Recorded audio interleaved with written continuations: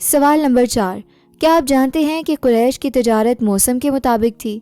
یہ ایک شاندار حکمت عملی تھی۔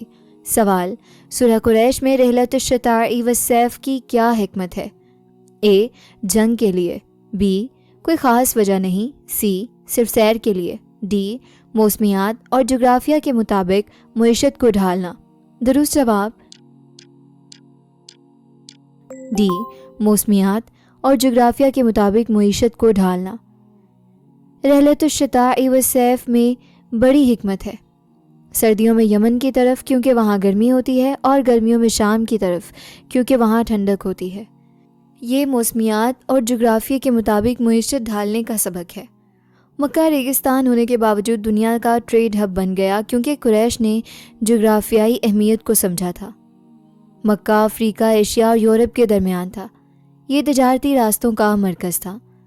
اللہ ہمیں سکھا رہے ہیں کہ حالات کے مطابق اپنی حکمت عملی بنائیں، اپنے حالات کو سمجھیں اور ان کے مطابق منصوبہ بنائیں۔